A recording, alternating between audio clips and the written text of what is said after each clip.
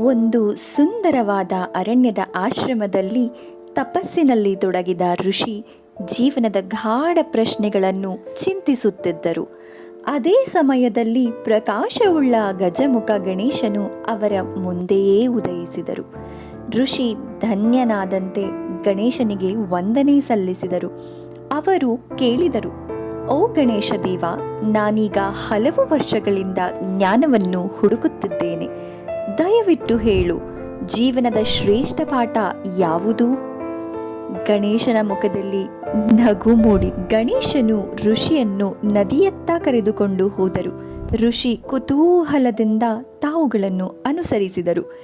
ಏನೋ ಮಹತ್ವದ ಪಾಠದ ನಿರೀಕ್ಷೆಯಲ್ಲಿದ್ದರು. ನದಿಯಲ್ಲಿಯೇ ಗಣೇಶನು 2 ಕಲ್ಲುಗಳನ್ನು ಎತ್ತಿ ತೋರಿಸಿದರು. ಇವು ಜೀವನದ ಭಾರಗಳು.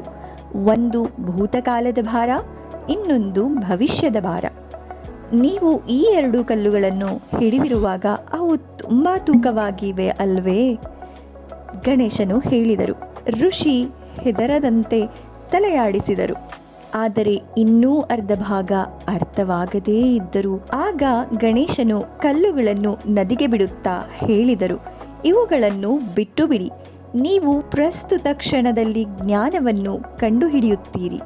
ಭೂತ ಮತ್ತು ಭವಿಷ್ಯದ ಬಗ್ಗೆ ಚಿಂತಿಸಬೇಡಿ. ಈ ಸತ್ಯವಾಣಿ ಕೇಳಿ ಋಷಿಯ ಮನಸ್ಸು ಬೆಳಗಿದಂತಾಯಿತು. ಆ ವ್ಯಕ್ತಿತ್ವದ ಭಾರ ಎಲ್ಲವೂ ನಾಶವಾಯಿತು. ಅವರ ಮನಸ್ಸು ಶಾಂತಿಯಿಂದ ತುಂಬಿತು. ಋಷಿ ಆ ಭಾರದಿಂದ ಗಣೇಶನಿಗೆ ನಮಿಸಿದರು. ಧನ್ಯವಾದಗಳು ಪ್ರಭು, ನೀವು ನನಗೆ ಜೀವನದ ಶ್ರೇಷ್ಠ ಪಾಠವನ್ನು ಕಲಿಸಿದ್ದೀರಿ ಎಂದರು.